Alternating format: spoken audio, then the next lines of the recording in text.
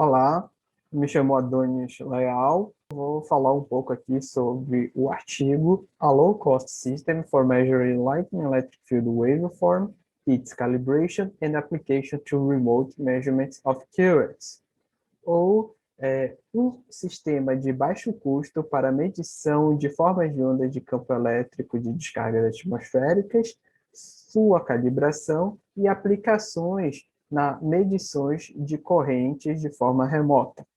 É um trabalho em cooperação entre a Universidade Federal do Pará e a Universidade da Flórida.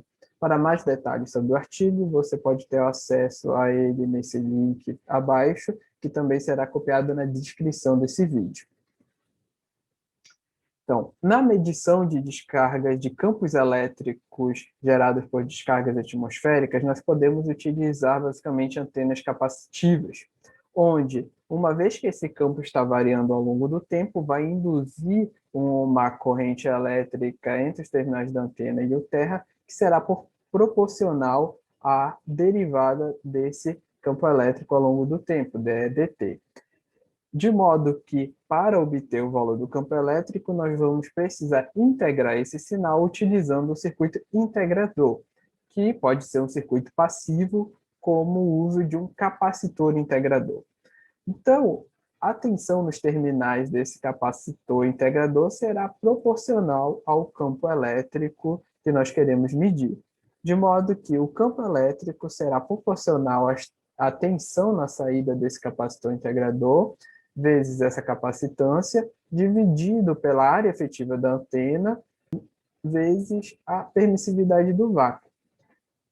Esse termo, C sobre A epsilon zero, nós podemos denominar de fator de calibração, pois será uma constante que será multiplicada pela tensão nos terminais do capacitor integrador, onde nós teremos o campo elétrico em volts por metro. Entretanto, esse fator de calibração só é válido quando não existe nenhum fator que vai aumentar esse meu campo elétrico, que vai dar um ganho extra para esse meu campo elétrico. Tais fatores podem ser a elevação da antena em relação ao nível do solo, ou se essa antena está instalada em um prédio com uma determinada altura, ok?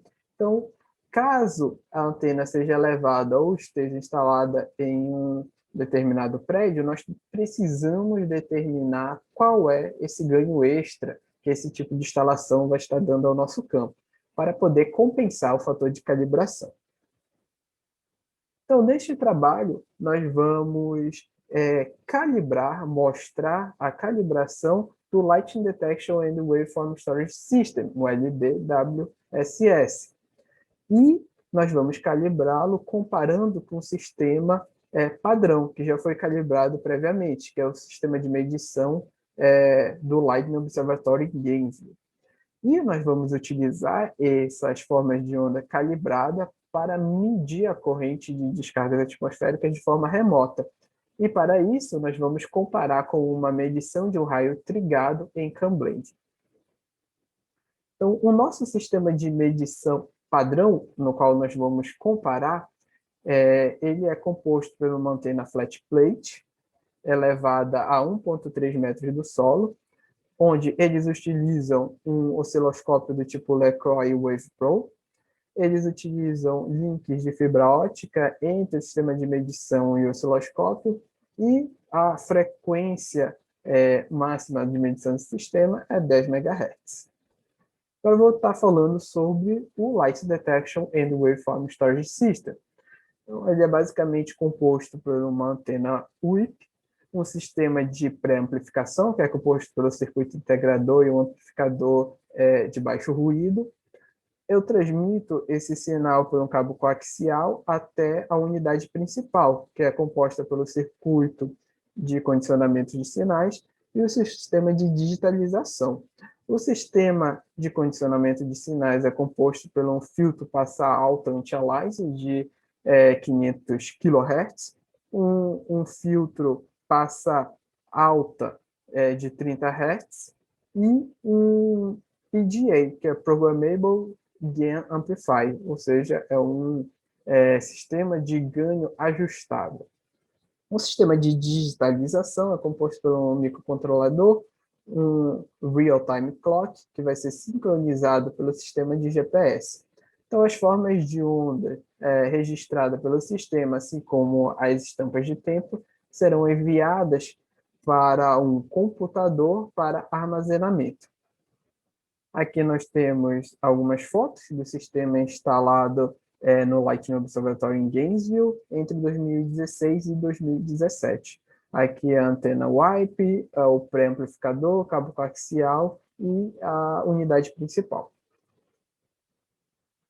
A calibração foi feita comparando medições simultâneas realizadas pelo LDWSS e pelo sistema de medição do log. Então, nós comparamos medições de return strokes, de descarga de retorno, e de preliminar breakdowns.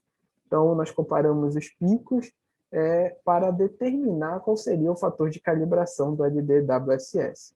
Nós determinamos como sendo o fator de calibração a razão entre diversas medições realizadas no log e diversas medições realizadas pelo LDWSS.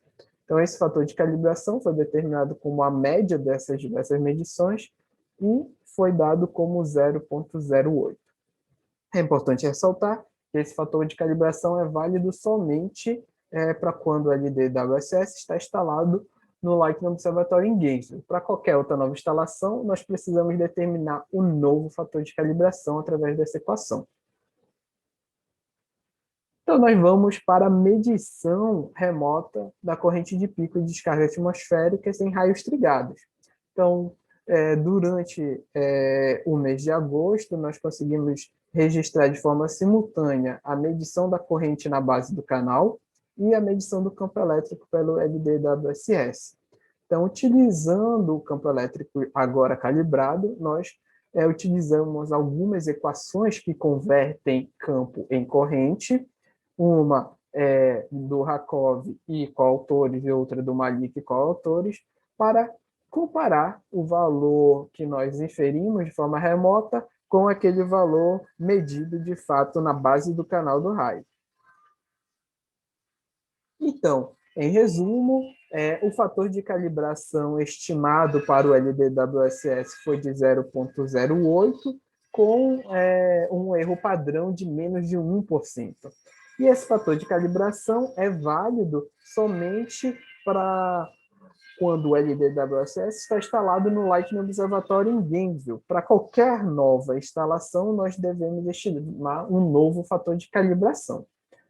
Os autores gostariam de agradecer o Dr. Hole e Brooks, da Vaisala, por prover dados da rede NLBN, e o Dr. Ullman e Dr. Carvalho por prover dados de raios trigados de Cumberland.